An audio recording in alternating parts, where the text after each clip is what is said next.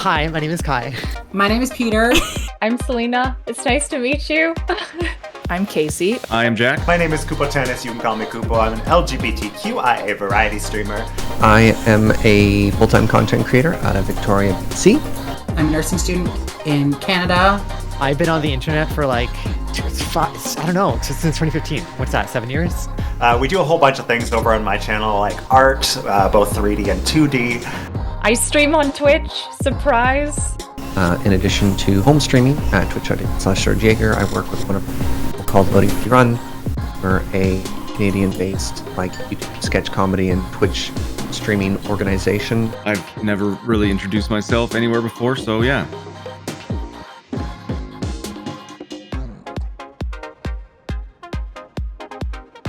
The fries, cheese curd, and gravy dish. What do you call that? Poutine? Poutine. Poutine? Putin. Putin. Poutine. Putin. Is it Putin?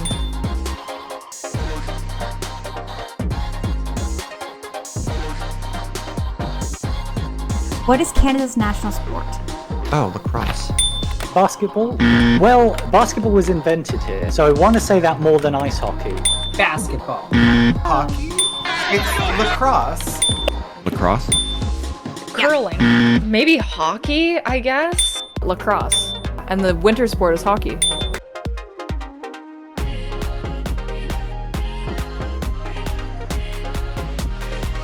What's the last letter of the alphabet? It's Z. Zed. Z. Zed. Zed? Zed. This is my favorite question.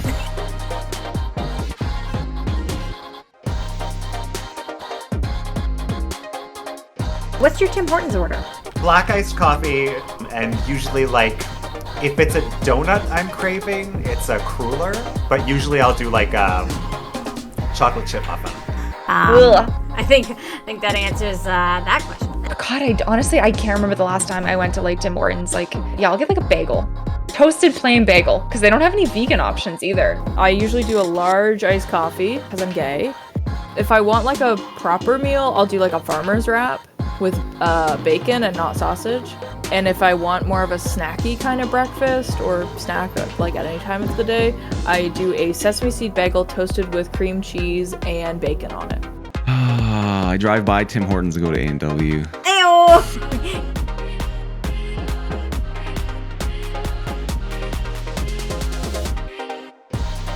What was the first thing you ever streamed? Overwatch on YouTube. Minecraft. Felt like I needed something that was mine. I'm almost certain that it was Spelunky 2. It might have been it might be Spelunky 1. Phasmophobia. Oh. I did solo Phasmophobia, got super stressed out, and quit almost immediately. Oh, no. Because I'd never played it before, and at this point I didn't have any streamer friends or anything, so I was just going in and I'm like, oh yeah, I'm gonna play Phasmophobia. It was either Overwatch or it was art. Battlefield 2. Or no, Battlefield 3. The first game that I played through to completion, though, on stream was Bioshock 1. I was already playing a ton of games, or mostly just Overwatch, I guess, on my own. I think that was the very first, unless my memory is just, and I was just I already spend 4 hours a night playing games, might as well try to stream this.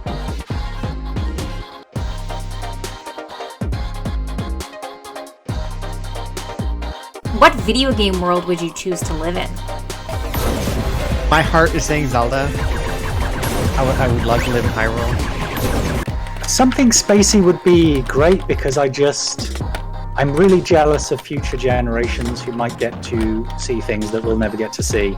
I like a lot of trad fantasy stuff, but it also, in real life, do I want to live in a world where I don't know if toilet paper exists?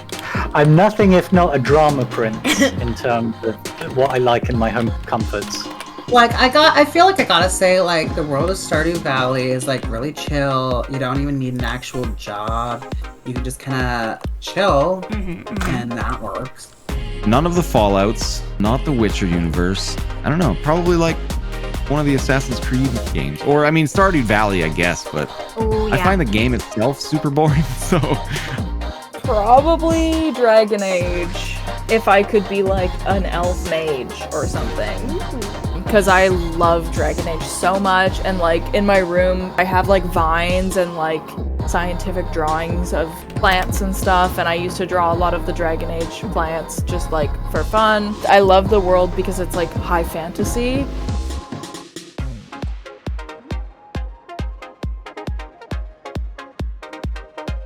Where in Canada is your favorite place to visit?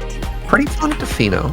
Tofino is a surf community and very popular tourist destination on Vancouver Island. Other places that get a bonus plus plus, big fan of Royal Tyrrell Museum in Drumheller. Apparently it's one of like the richest dinosaur fossil beds in the world. I want to say the Yukon because I had a brilliant trip there.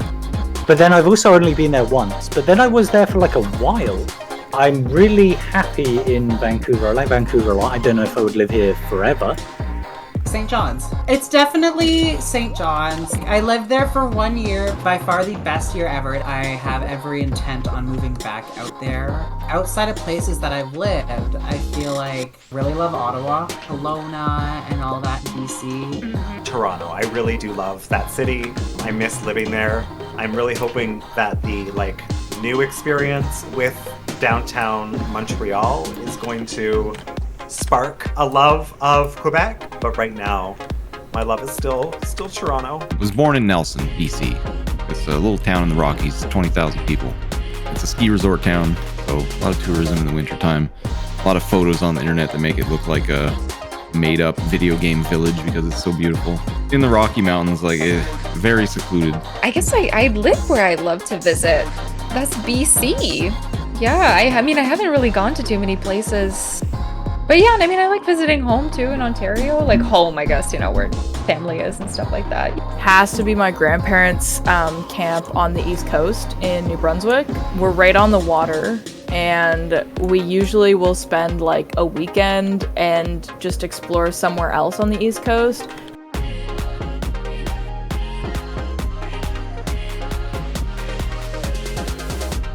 Where is somewhere in Canada that you would love to visit that you've never been?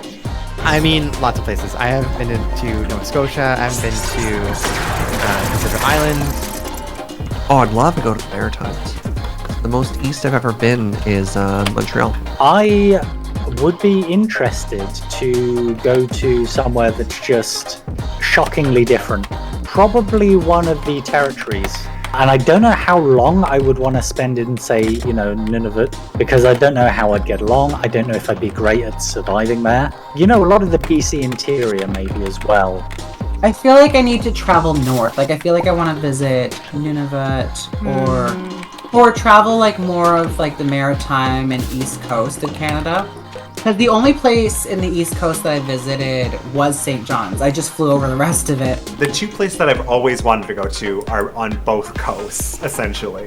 Halifax and Vancouver are the two major places I want to swing around to and check out. Gosh, probably something in the Northwest Territories or something. What's going on in Nunavut? I'd like to check it out. I don't know, where would you actually go see the Northern Lights? Oh yeah, it is Yukon and Northwest Territories. Yeah, that's where the best places to go see there.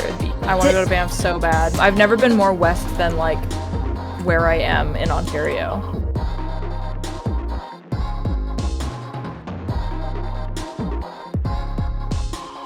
Who are your streamer inspirations?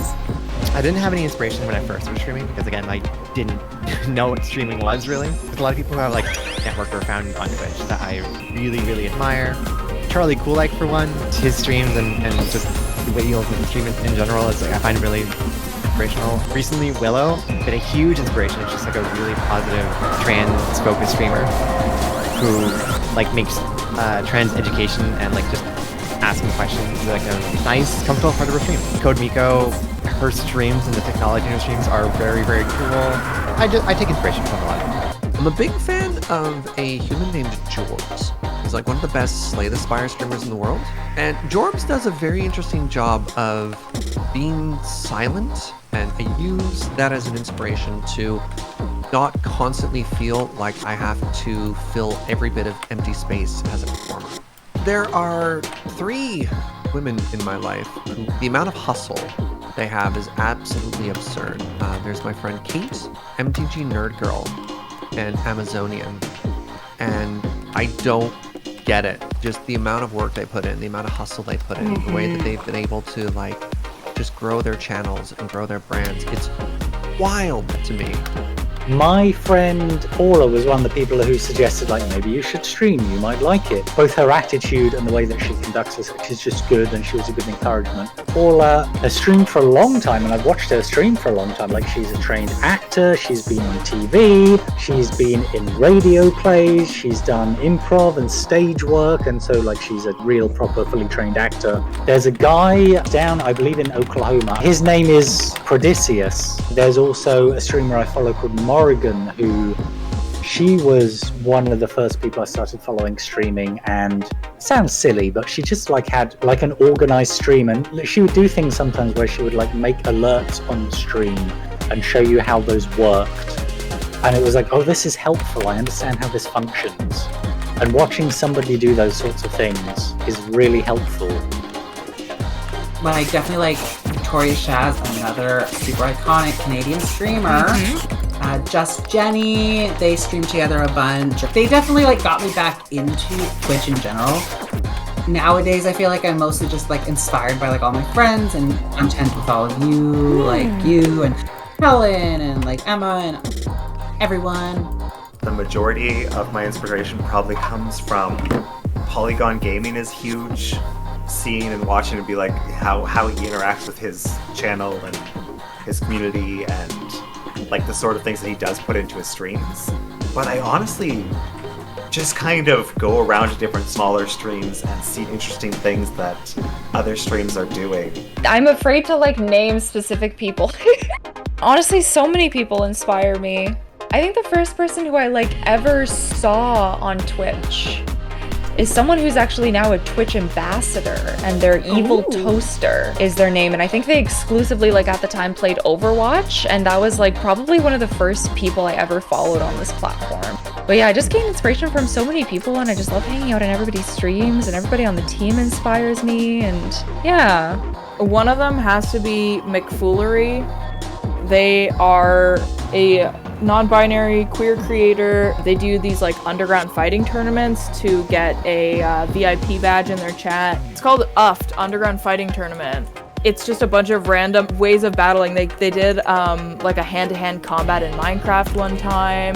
They do like rap battles in Jackbox party games. They also just hosted a like product pitch show, like a comedy show where people just like a bunch of streamers got together and they submitted these like fake products and had to pitch them. It was really cool. They do all kinds of really fun events like that, and they're always like advocating for queer folks and their community and stuff. So Mick is definitely a huge inspiration for me.